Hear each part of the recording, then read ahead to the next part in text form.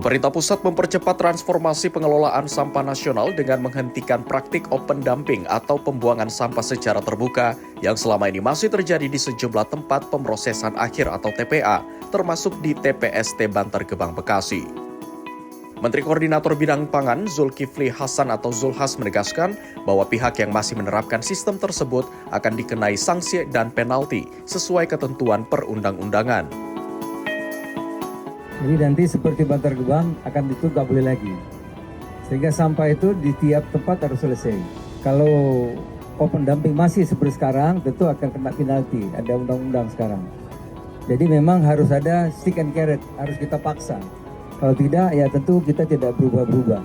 Insya Allah 2028 Jakarta selesai melalui insinerator Bantar Gebang. Beberapa daerah lain pertama nanti akan diumumkan sudah jadi yang pakai insinerator itu di Sumatera Selatan Oktober. Mudah-mudahan nanti Presiden yang akan meresmikan. Separuh lagi 2027, separuh lagi 2028. Ya. Lainnya 2029 perkantoran yang ada pengelolanya kita akan selesaikan. Rumah tangga memang perlu lebih panjang, mungkin setelah 2029.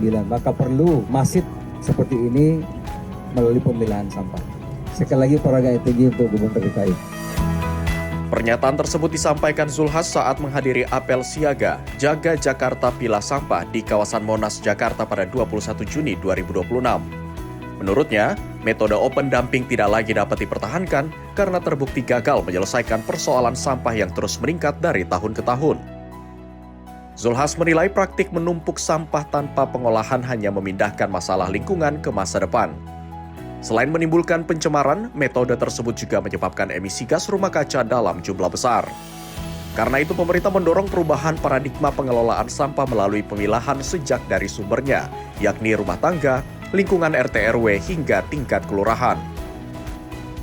Menurut Zulhas, langkah yang dilakukan pemerintah Provinsi DKI Jakarta dalam menggerakkan masyarakat untuk memilah sampah merupakan strategi penting agar proses pengolahan sampah menjadi lebih efektif.